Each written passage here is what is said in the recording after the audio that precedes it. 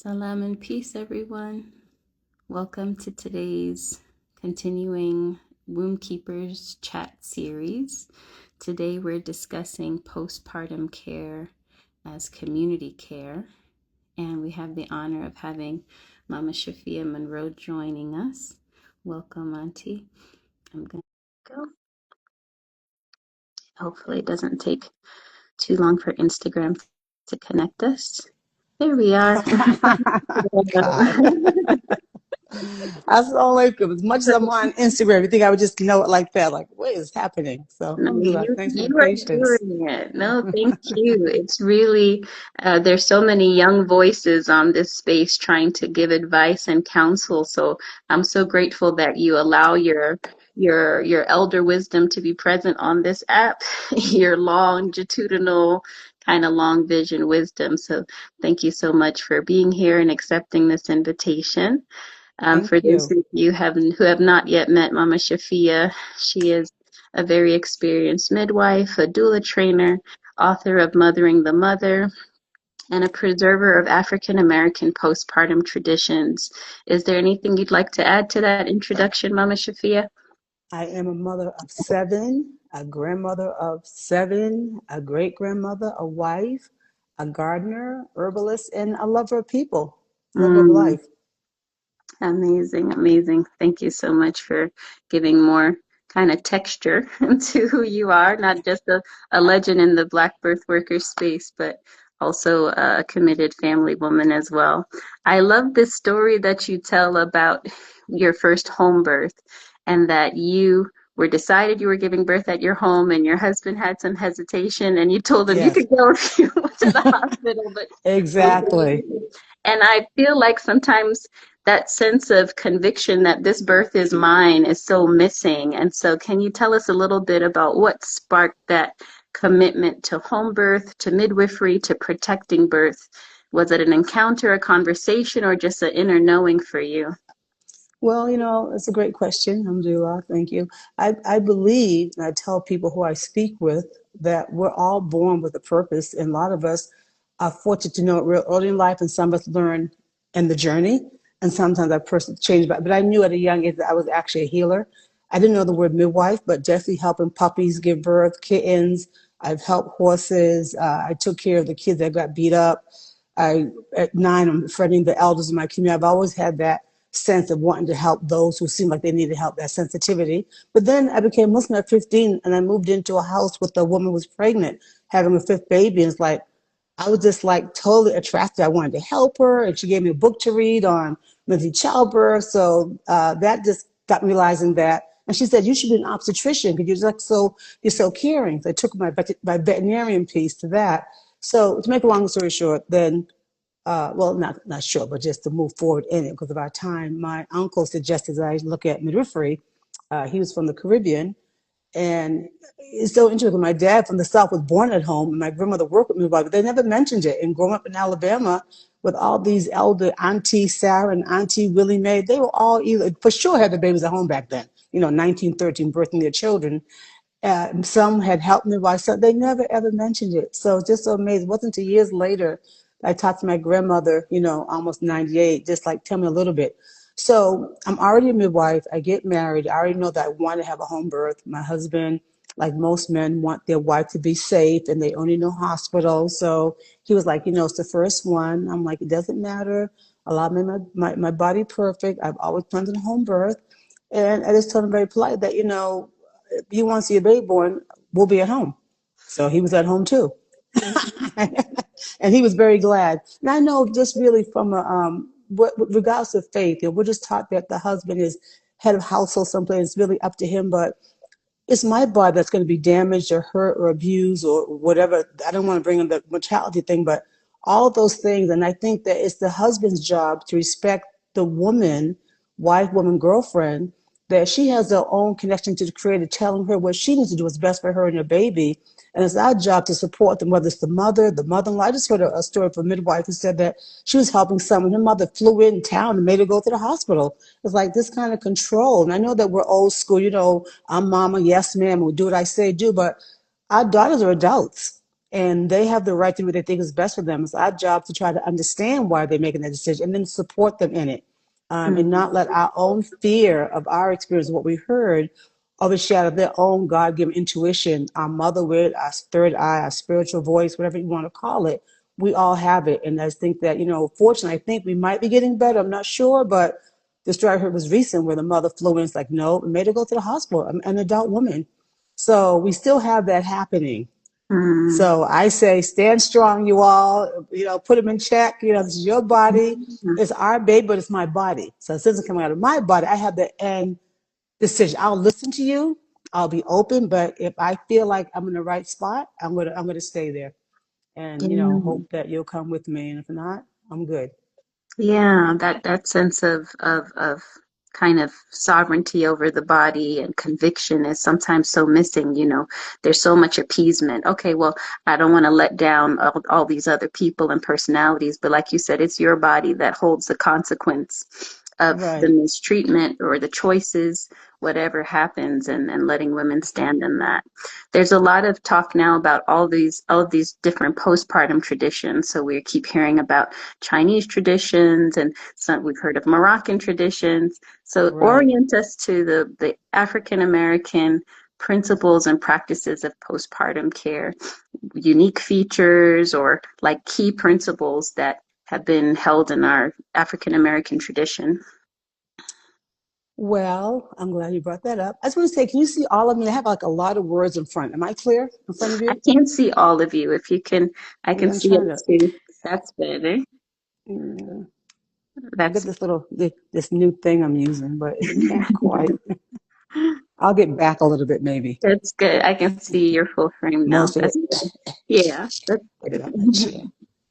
I would say that, um, as you know, I did write the book Mother to Mother, African American Postpartum Traditions, Recipes and Healing, because just, being African American woman, of course, and working with our community, in all respect to all cultures, but I just thought it interesting that, we are always pursuing another culture because we don't know our culture or it's been vilified, like, oh, if it's African American Black, it can't be good. So therefore, Mhm. I'll do Ayurvedic or Chinese or like some Moroccan, anything but African American. So I'm a Pan African woman, So for me, sharing our culture is so important to me, which I want to put this book together so that I wouldn't have to keep saying it. We could put it in writing. So I would say that the basic thing for African American postpartum tradition really is faith in God.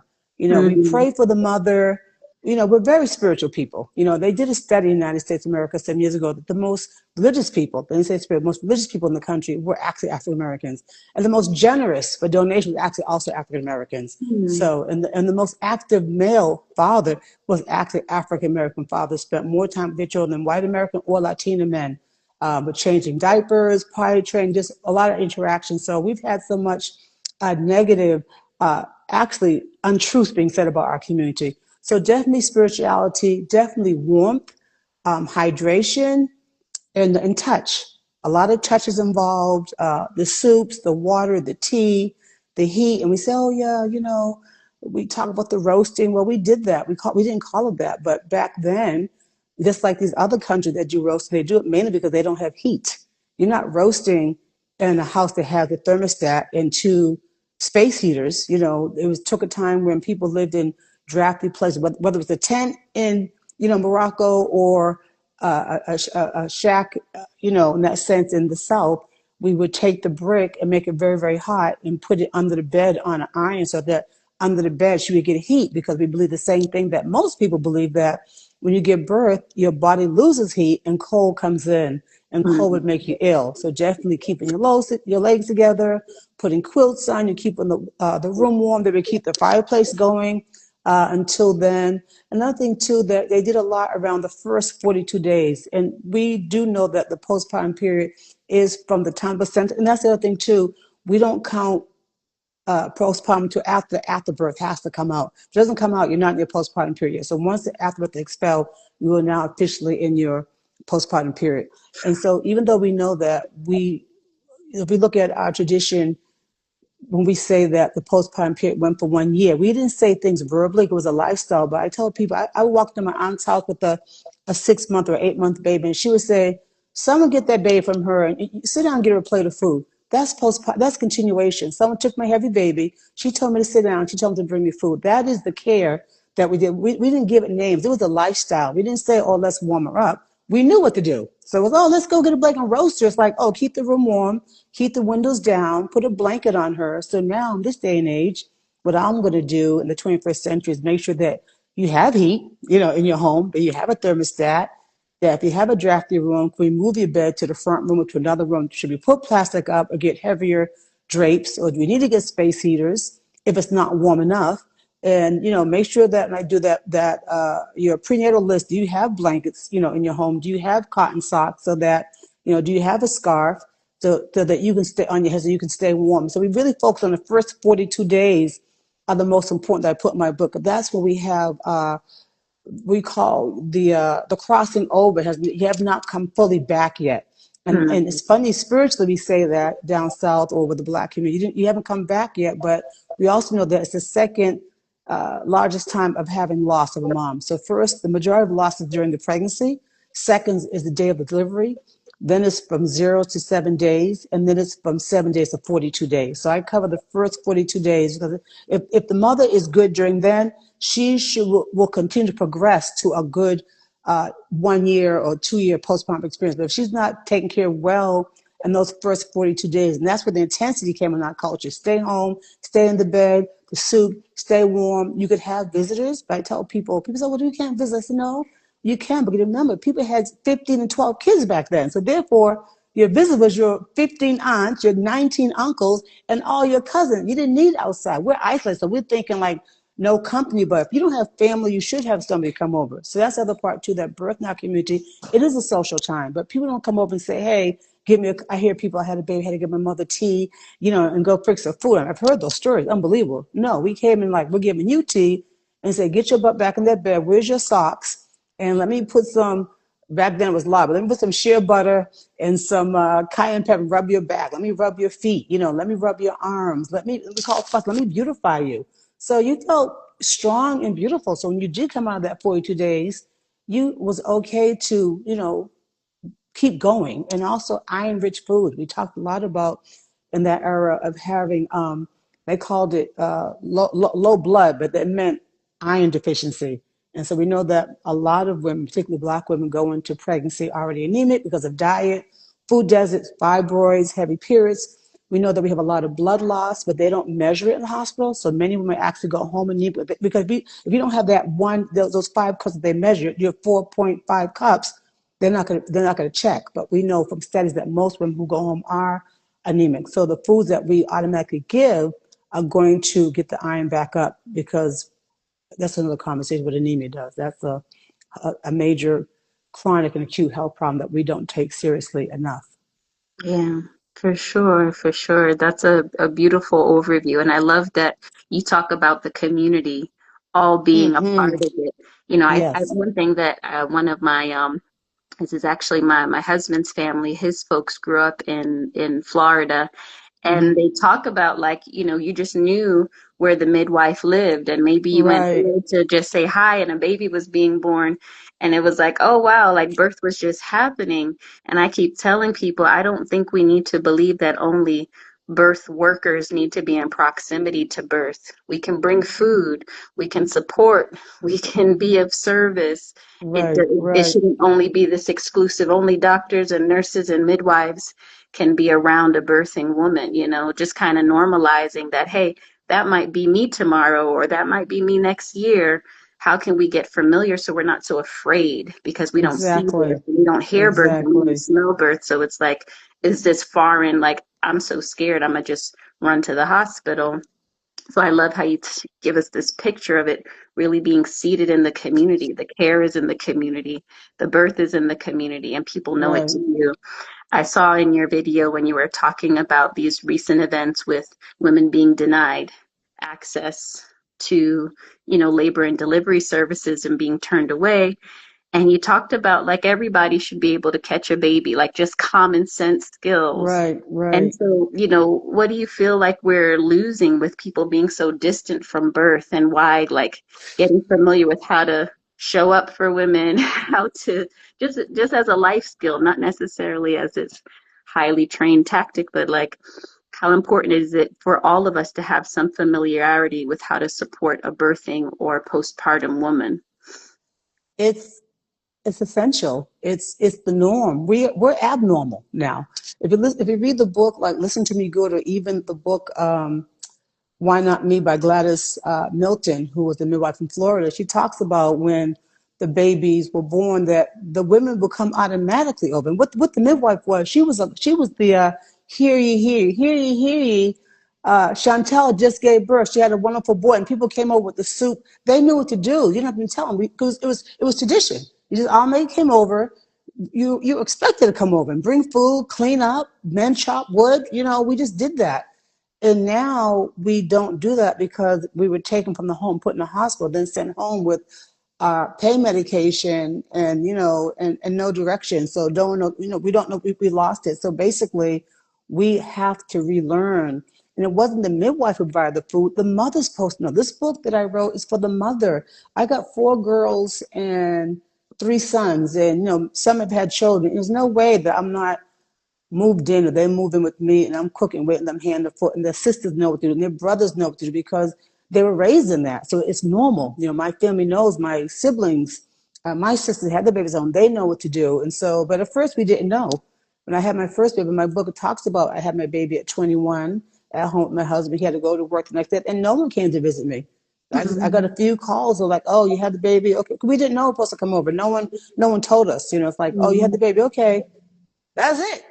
I ate cereal and watched TV, and thank God I had a healthy diet, and I guess I had a good mind, and so I didn't get too depressed. It was okay, but very different having my third baby, where people are coming and bringing food and rubbing my back and changing my sheets, because we have finally learned that, oh, we that's not how we're supposed to do it. So yeah, very, very different. We have a lot of learning to do still, and like you said, because we don't know. And the other thing I want to say, that in the Black community with this book, postpartum does not mean death.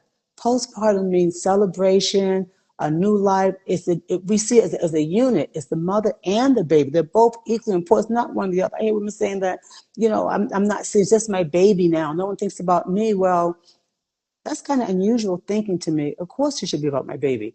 I've been here for whatever amount of years. My baby just got here. We want to make sure the baby's okay. But in our culture, we automatically take care of both. It's not one of the, I'm going to rub the mom, I'm going to wrap the baby. I'm going to bathe the mom, I'm going to bathe the baby. I'm going to do the mother's hair, and I pierce the baby girl's ears. And I like what you said about people go by and say hi to their midwife. And I interviewed older women. I said, "What do you remember about my midwife?" They said, "I remember, after school going by her house to talk to her. And I remember that she pierced my ears." And the guy said, "I remember that I was at a picnic. She knew I was sick." I said, "How did she know?" He looked at me like, he's like 40. He looked at me like, "She's my midwife. Duh. What do you think?" Like, I was like, "Oh, sorry." So this like that normalcy that the midwife is a part of the community. And I think that's the difference. A lot of us aren't part of the community. I admire my sister midwives who fly to another state. There's a short, they'll drive 5 hours. But for me, I love that I was really a community midwife. Like, I walked across the street to see a client or a mother. Someone knocked on my door at night, 2 doors over. Their daughter had a miscarriage. I walked around the corner to many of the births. And the reason why I like to be close, because that way I can drop by often when they're a new mom and just pop in, and I'm already cooking. My family, they'll see cooking extra food because I know I'm going to take a pot or a big bowl and bring for the whole family. Not even do we just feed the mom. And our culture, they brought food for the family, because the mom can't feel good if her 5-year-old's not eating, her 9-year-old's not eating, or her partner's not eating. So it's not just food for one person.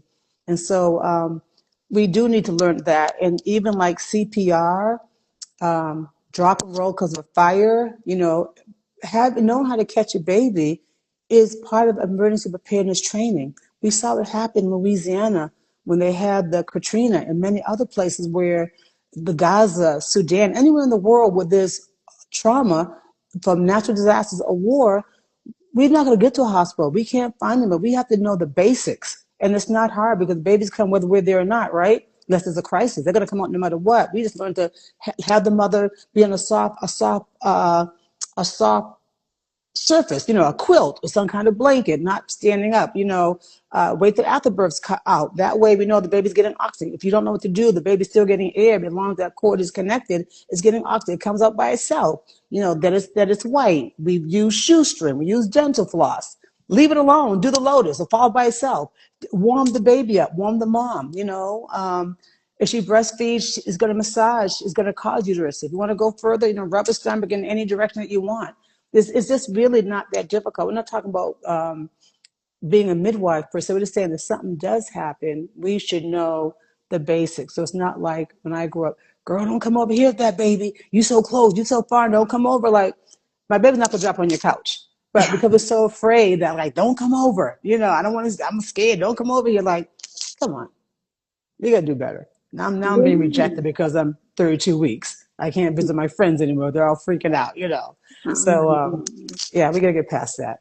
Yeah, it's such a beautiful visual to imagine you just people being able to knock on your door, or you're able to go visit them, stop in, pop in. It doesn't have to Mm-hmm. be hard. And I think the kind of overculture of these baby showers and these gifts, but then people don't really show up for care. Right, How are you actually holding me and the baby after the baby has right. arrived? Like, we need more than diapers, we need food. And I always think about that too. We talk about postpartum mental health, and we can't even start that conversation if a mother is hungry and left alone and abandoned all day, Exactly. trying to figure out how she's going to feed herself and care for this baby, and it's all on her. So it's just really interesting to reimagine what it looks like to have your whole community just all playing a part. Not one person having to do everything, but everybody just check in, just stop and take the other kids Right. for childcare. Exactly. I've done that. Yeah. Take them for walks, take them to, they spent the night, it's really so easy. It's just, just think about what would you want. And I do want to answer someone's question. Lettering Beats wants to know about the uterine massage that her friend or somebody said that it was traumatizing. So let me know when I can answer that question. Yes, But please. oh, so lettering beats. How are you? So what happens that because women did not breastfeed, when the baby's born, sometimes uterus will not contract like it's supposed to. So anytime you rub the uterus, which is on top of the stomach, firmly, it causes contraction. Because the placenta came out, there's a hole there that's bleeding. That has to be we have to get constriction there to stop the bleeding to make it normal. If she breastfeeds, then that, as a rule, does not happen. So that's why it's routine that they do that. But if you do a birth plan, you're going to breastfeed, you can say, I want to use breastfeeding as a way to massage my uterus. And believe it or not, having seven children, by number five, that breastfeeding don't feel so great, but it's definitely doing its job. And it's only for a couple of days do you feel it. So it is a safety thing. They give Pitocin in the IV to cause that contraction, and they check the uterus. They do fundal massage. Now, studies saying now that fundal massage necessarily is not really that helpful, but that's why they do it. But it should not have been traumatizing. The nurse should explain what they're doing, and the mother can always say, "It's hurting me. Please stop." And they're supposed to stop. Yeah, thank So you. Thank you for answering that. yeah, but I just want to say really quick. You mentioned about the family. That's the thing with postpartum care. In the book, it talks about to give quality postpartum care. It does take a family. It's a lot of work to do. Alhamdulillah, it's a lot of work to do postpartum care correctly because it's not designed for one person. And I did a piece in the book about the dads. There's so many fathers who don't want children anymore because they're left being, it's called mothering the mother. The mother would do this with her daughters and sons, but now the husband or the partner, they're being the mothering. They're getting the baby. They're going shopping. They're walking the dog. They're rubbing her stomach. They're giving her a pad. They're exhausted because it's not made for one person. It's made for a lot of people to come and do different pieces. So in the back of the book, there is actually a calendar of how people can, the mother can schedule who does what, who's shopping, who's bringing food, who's massaging her, who's doing the postpartum bath. And then it's easy. If I go make a home visit for a client or a mom or a family, I expect to say 2 to 5 hours because I know it's just me. So I just bring food. I just kind of, I work for myself. My kids are grown, but even when I had kids, my kids would come. My kids have all come to births with. They've all come to help out. They're taught to help. They know to help. It's like, what can I do? They're sweeping at 8 or 9. They're getting her water. They're trained to do that because that's their job. That's their blessing. And in the book, it talks about service. Service is a form of worship. When we provide and help somebody out, that's the fi sabilillah, that's the sadaqah, that's the good act. And so it is a form of worship when we go to help a new mother. What is more sacred than someone who just brought forth life? I mean, I just get so excited and so happy, and I feel so good that I can make her smile and like, oh, Mama Shafia, just that, just like I feel like she's so happy that someone's helping, and that motivates me to do more. And I taught my children, this is what we're here for. We're here to help other people. That's why we came to the world. Even though they might want to be, my daughter is a carpenter, one's a fashion designer. They will come in, they'll cook, they'll clean up. They know how to rub your back. They can wrap your stomach. They can put the baby on their back. They put the baby on your back. All that we have to teach our children early through example to bring them with us. And Yeah. get off your phone. There is no phone. The phone is not a concept. We're going to help a new life. You want to get some blessing. We're going to go help somebody. That's always been our way. Whether Muslim or not, Mm, that's our spiritual African descent people. Without that, we would have never made it. With all the abuse we endured as enslaved people, we didn't help each other collectively. We would have never, the collective quilting, the collective putting the roof together, the collective can, it was always collective.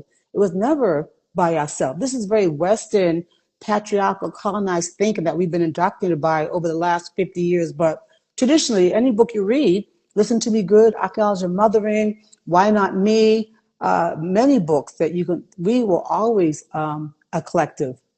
mm. That's a beautiful reminder, because sometimes moms are so like, oh, I got to stack my freezer and I've got to do all of these things. And it's like, it's not a time of self-care, it's a time of community care. And it's also the letting people in. And I think that's why, the phrase mothering the mother is so powerful because there's sometimes you do have to push a little bit to come into a mother's space because we get Right, accustomed to be so isolated. My house is not right, clean. I'm not right, clean. right. Like those I said, kind. I okay, want you. I can do it. It's okay, thank you. Yeah. Well, Mm-hmm. we're taught because everything I see online is how you can. It's all about this self care. No one's asking like, okay, you had a baby, get your food freezed up. Block people out, shut your phone down. We're not taught to ask for help. So Yeah. that's the American way now. Yep. Yep. And we're suffering as a result. People are in We their are. homes depressed and struggling and, losing their minds because they're not having that community care at such a vulnerable time. It's such a vulnerable time. And I feel like you almost have to be a gatekeeper. I went to help one of my sisters after her birth, and her neighbors would come and she'd be sleeping and they didn't bring nothing. You didn't even bring a dish. She's Right, asleep. right, She right, can't feed you right now. You right, don't have right, right, anything to offer. You're not coming to bring something to help in some way. You're just coming because you want to see the baby. You could wait a little bit. I'm not going to wait right. for that. Absolutely. So, Thank you. Right. We don't wake up mothers when they're sleeping. But we yeah. could we, but we could say that we're glad that you came and Yes. here's a list of things that you could do. Could you come and wash dishes tomorrow? Could you Mm-hmm. bring soup? So we have to also teach them. They don't know. They're doing what we've always done. Just come and bring money for the baby or bring a bag. We're good intent, but they have to learn that she really needs help right now. And we have to Yes. tell them what to do because people are like, I don't know what to do. They don't know. What should I do? Mm-hmm. They don't know how to Yeah. wrap stomach. They don't know how to cook. They don't know how to massage. So what should they do? Yeah. Yeah. Can It's you true. go to the store maybe, or leave money? Nothing else. You can pay for Instacart. I hear that. Yeah. So, kind of looking back over the years, you've seen your postpartums with support, without support. Can you kind of give us just some elder wisdom of why it's so important to really honor these seasons of our life, our cycles, where we are in our journey as women, even into our perimenopause and menopause? Like, what do you see we're at risk for losing? Like, do you see how in your experience when the postpartum is neglected, how it's a ripple effect of degradation, or when we do honor it, it's a ripple effect of vitality, energy? Like, what are you seeing long term over the decades when women are honoring their cycles, their bodies, their birth, their postpartum, and when they're not? Well, I had a mother who I helped have a home birth. It's been 4 years now, and it was her fifth baby. And I never met her, but of course, from the relationship over the 9 months with her and her family. So I had already made the coconuts. If I know I'm going to help someone, and they do, I cook really fast. So I cooked the coconut curry collard green soup, had chicken in it, and I brought it with me, warmed it up, and I had the herbal tea. I think I had a little bit of sage and some comfrey and some ginger for the postpartum bath. So she's on the floor. She birthed on the floor. She didn't make it to the water tub. So she had the baby on the floor on a quilt, because that's another thing about African American tradition. We actually walk around a lot in birth. We didn't do a lot of hip squeeze and all that kind of stuff. We didn't do that. We don't baby the mom. This is very Western, like, oh, I just need all this constant. No, you're taught to be strong, have faith, keep working until you have the baby. All of my five, I'm just saying for me, but others, like, we work until we can't anymore. I'm cleaning the bathroom. By the time I get ready in the bed, you're like at transition, and that makes it go faster because the hospital, of Mhm. course, you got to stay in the bed. But my point is, I fed her the food. The person who was supporting me or supporting her, I said, until the placenta out, until the placenta comes out, she's holding the baby and breastfeed. I said, feed her the soup. She did. Then after birth came out, we washed her up and put her in the bed, and we gave her some more soup. And I wrapped her stomach, and then we massaged her for like 4 or 5 hours. She fell asleep. I came back the next day, and just that one day, she said, "You know what, Mama Shiva, I've had 4 kids. I've never felt so good this quick in 24 hours." So Mm, that I get it, because she just said, I've never experienced anything like this, where I just feel so strong. And I think for mm, sure it's the food. We're in the hospital. You're getting, what do you get? You get a sandwich, maybe mashed potatoes and green beans or peas, or mm, you might get, your ice cold apple juice. And then you get that cold ice pack with the little glove against your vagina, or the, what do they call it, icy pop. And mhm. that's also, we don't do cold. You're getting something warm on the vagina, so it's feeling really good, really quick.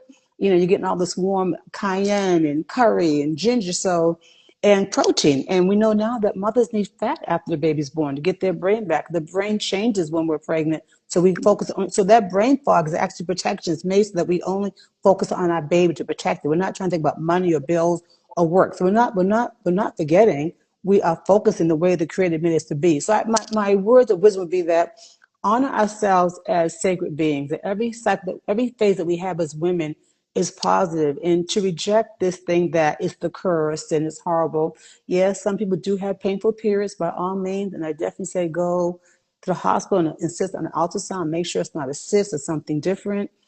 Find the herbs that you can get. Stay home. I remember my sister having her period. I never had, all I got was a pimple when I had a period. I had to go to school. But my sister had a hard time. I remember my mother like sitting next to her, giving her soup and hot water. I'm like, I want that treatment. I never got it Mm, because I didn't suffer that way. But my daughters one day, and I let her stay home from school. And she said, "You know what, Mom? You're the only mother I know who lets their children stay home from school. All my friends have to take either birth control pills or Tylenol and just go to school." I'm like, no, this is special. I'm not going to force you. Like, if you had a flu, I wouldn't force you. If you had a headache, I wouldn't force you. So why am I forcing you? You tell me that you have cramps and you're in a lot of pain. You get back in the bed. I do what my mother did. So we emulate what we see. So if we didn't mm, see it, we can't. We only can do what we saw. That's just how it is. You have to take a course. So if we yeah. didn't see it, then hopefully, taking your course or my course or reading the book, that we can begin to change it and start with our own daughters. Like, just turn around and give your own daughter soup, your own mother soup, whatever we got to take. We're healers. I love it. We are healers. Yah Shafi. We are healers. Everybody is. Mhm, Every single person is. We have live energy that transmit, which is why when we touch somebody and rub them, they feel good. That's why when we get hugs, we feel good, mm, because there's energy transfer. So we have people who don't touch the postpartum mom. She has to get a massage every time. And the midwives, they would take that grease, they would rub her whole body and rub her legs and rub her feet, because they know that's medicine. And that probably came from Africa. We learned that. We are African descent, and we brought a lot of things with us on that boat. And we kept a lot of things from generation to generation by word of mouth. And I've heard them say, yeah, I love to interview. I interviewed another lady, and then because I want to get oral stories. A lot of it wasn't written. He said when she had her baby as a teenager, her mother did not shame her. I said, "What did your mother do after the baby was born?" She said, "She gave me a lot of soup. She rubbed my legs every single day. Every day she rubbed me. She rubbed my legs, and she did my hair. And she told me I'm okay. I can go back to school. And she had me breastfeed, and she wrapped her stomach. Everything that I talked about. It's so nice to hear these real stories. That this is just, 40 years ago, I'm getting these stories. So people remember what their mother did. I talked to another lady. She's 90, but she remembered that, you couldn't sit on the side of the bed and shake and move your legs because they didn't want blood clots. If you had blood clots, you couldn't shake your legs. That people come at night, your aunt or your mom, they would take the baby from you. I don't know what they did with it, but to get you to have some good sleep, then they bring the baby back. You had to rest. You couldn't pick up anything heavy. The menu that you did pick back then, like, ma'am, let me get that bag from you today. We're carrying very heavy car seats. I'm against a car seat, you all. Stop carrying the car seat. Leave the car seat in the car. Carry your baby on you. That's where the oxytocin is going to help prevent. The baby's going to learn better. You're going to heal better when the baby's on you. It creates a healing. So, and plus, we're getting a lot of flathead babies now. All these babies have the messed up. If you see a flat, no, but because the surgery, if the head doesn't not round, they have to get a helmet because the brain can't grow. It's actually a medical Mhm. condition now that no Yeah. one seems to realize. But we don't hold our babies. Our baby's Hmm. always in a jumper, a bouncer, anything but on the mom. Moms Yeah. don't hold their babies anymore. We're taught like, put that baby down. Why are you holding that baby? Like, I'm supposed to. I like Hmm. to. If you wait on me, I can hold my baby. That's the whole point. That for you to this, so you can hold your baby and be in the bed and relax and just look at your baby and have fun and eat and be pampered and beautified and just get duas and prayers over you and you come out a smiling queen as we should. Yes. And when you mention touch, it makes me think of my very first pregnancy with my daughter. She's 15 now. I was pregnant in Algeria. And I remember every appointment was ultrasound, ultrasound, ultrasound. And Right. then by the time she was born, I had moved to Oman, another country, and had an Indian OB. Uh-huh. And she measured my fundus with a measuring tape. And she Okay. listened to the baby with the stethoscope. And I realized this is the first woman who's touched my belly, touched my Isn't that body. And sad? I tears were know. starting to run from my eyes because I didn't Oh, realize how much my system needed to feel that touch that I was being held literally. There's all of this staring at the screen and heart rate on the screen and obsession with these statistics and measurements that I feel like birth workers, especially outside of the midwifery model, they're forgetting the power of touch and right, healing, letting that right. baby know that there are hands waiting for you on That's the right. outside too. So thank you for affirming that. Like we just really need to. I love that your doula training is still in person because again, touch. Doulas get to practice being Our in training present. is amazing. We start off by hugging each other and sing the Black Mm. National Anthem. Say, we have a whole ritual before we can get to, so everyone's, it's so good to watch the face. Everyone's laughing and hugging. By day two, it's like, we got this. But Mhm. I went to Senegal. And so we're thinking, and what you said is very important. We can't expect the medical community to give us the healing because they're not healers. They're practitioners. They're not healers. They're surgeons. Mhm. They don't heal. Mhm. They fix a problem. But the mother, when I was there, I asked if they could show me what they did, and a mother came and she massaged her pregnant daughter.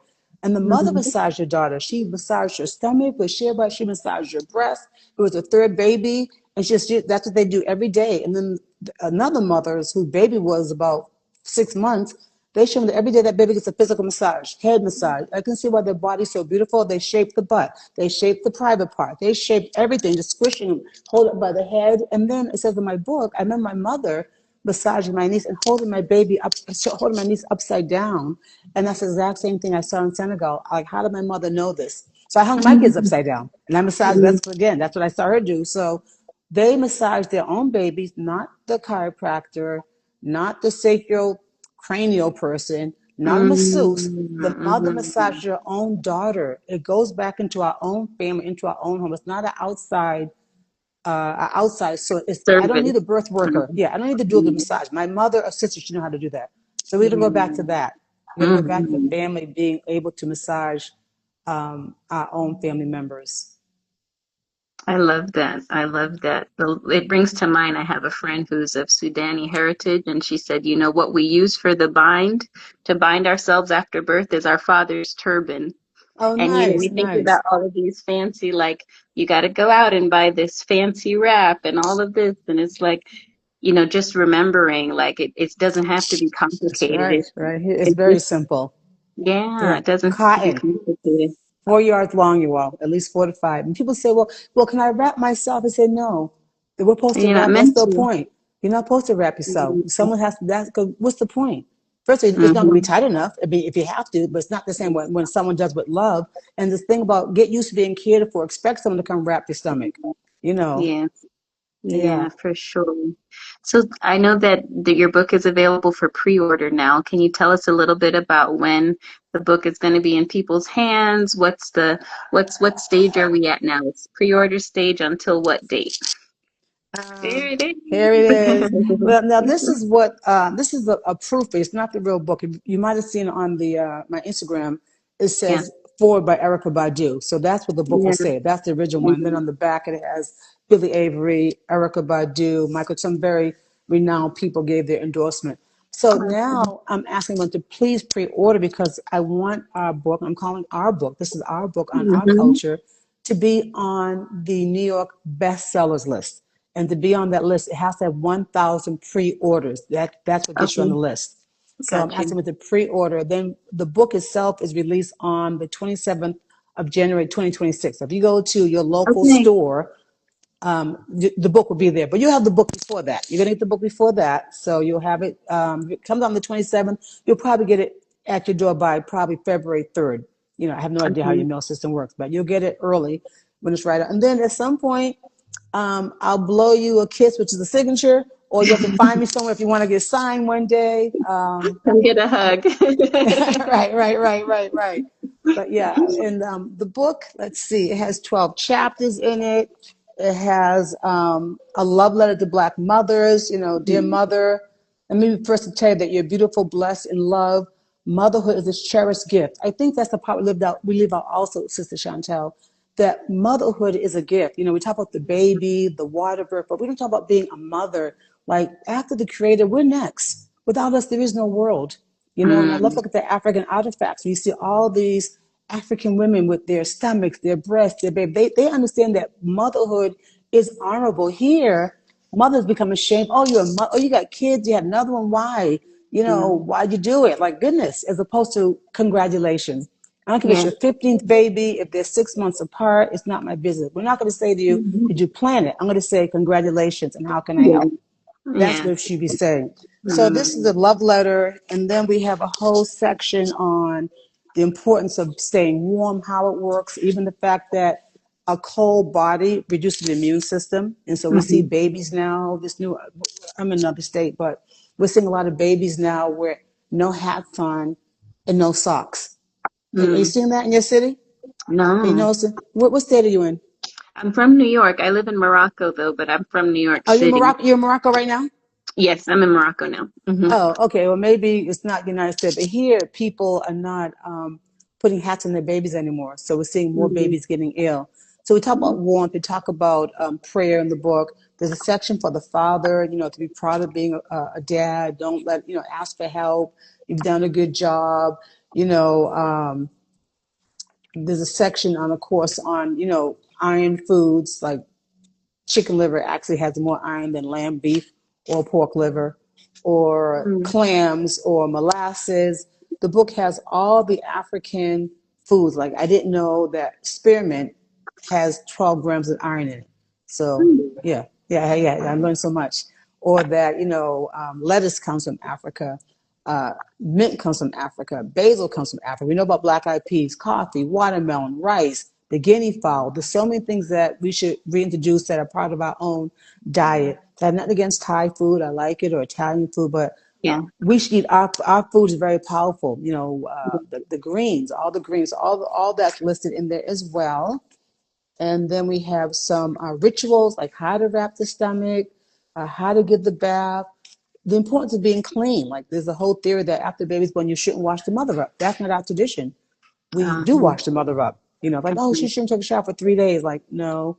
In our tradition, you got sponge bath, you got washed up. You don't let the blood stay on the dry milk, the Mhm. urine, or the feces, whatever might have come out. Birth is physical, so we keep our Yes. moms clean.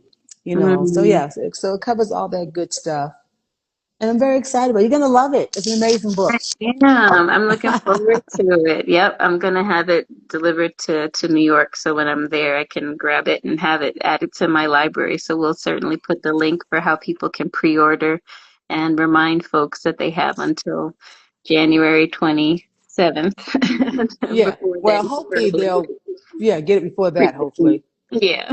other than that, they can pick it up. So I was trying to see if I could read anything. Well, I have a section Mm-hmm. on nourishment for cesarean births. We know that 1 out of 3 have cesarean sections. We know that Black women are more prone, not because we have something wrong with us, because the system takes advantage of us and Mm-hmm. gives unnecessary cesarean section. So how do we help someone who's had surgery and a baby, even more demands, and how we get her to have rest, and how do we wrap her stomach? And it also talks a lot about, when I say faith, a lot of people, like, they're so disappointed in their birth. Like, I didn't do it right.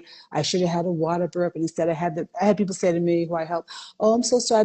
I meant to get in the water." Like, girl, please, you birth, Yeah. you need to birth. But people, Mm-hmm. they're that structured now. That Yeah. there's no more free flow. There's no more just do what your body wants it to do, whether it's on the Mm-hmm. floor, in the water, in the bed, Yeah. in your car. It's okay. As long as it comes out okay. That's the goal. And we Yeah. don't know where our baby's going to come out at. So I think, going back to the faith more. I don't know if people are also always thinking about this kind of like third party. Like, I want to post something on Instagram, or I want to write this, or, it doesn't, it's your story, and the story's going to tell Exactly. itself. Sometimes we get so wrapped up. I want to talk about this amazing, just birth the baby. The story, Right. the story's going Right, to tell right, right, itself. We don't have to right. have this manicured experience. We need to be present, trusting, and do what needs to be done. There's Exactly. Yeah, bring these babies into the world. That's amazing. Awesome. Well, Yeah. thank you again, and Thank congratulations on your you. book. Thanks for So asking for the looking forward interview. I looking appreciate forward it. to getting it. So we'll be sharing this conversation for those of you who joined later. And then obviously follow Mama Shafia at Shafia Monroe to learn more about how you can pre-order and how you can stay abreast of, just this valuable tradition. I really appreciate you being the story keeper, the historian on this often overlooked tradition. And it's important to Right, remember that we have our own. My parents are Jamaican, and they don't have a lot of recollection of what we did right, in Jamaica. I asked my right, grandmother, she's 97, and I asked her, "Do you remember anything from postpartum?" And she said, "No, just hydrate the baby." They were already giving formula at right, in right, her time. It was, kind right. of this forward development in the Caribbean. And so we've lost a lot of that, but it's really powerful to get that reconnection through what you've shared. So thank you so much on behalf of all of us. It's such an honor My and a treat. pleasure. My pleasure. To Um, get your book and hopefully meeting you at some point. yes, I have a friend in Morocco, so I might be visiting her. I can't think of her name. She has a birth son. She's a midwife. We just Oh, cut. awesome. Yeah. I don't know what part you're in, but I'll have to email you later to find out. But it's Yeah. really quick for those on there Hmm. on the Instagram here, that if you just do Amazon and just say "Mothering the Mother" by Chef Female, the book will come up. It'll So come you up. can Okay. either, yeah, it will come up automatically. You see the beautiful picture, or you can just go to my Instagram page and order from there, or you can go to cheffemale.com, my website, and you can order there. There's buttons there. So Awesome. yes, so spread the Okay. word, you all. Everyone buy, give it to. It's for everybody. It's for Yes, mothers, ma'am. grandmothers, fathers, birth workers, but many for the mom, Black mothers, to love and see how wonderful we are and what we deserve. We deserve the best. We work hard. Yes. Yes, We we work sure hard. do. Thank you so much. Looking forward to Thank having it and you. sharing it, and enjoy the rest of your day. Thank you all You for. too. Okay. Assalamu alaikum. Peace and blessings. Thank you.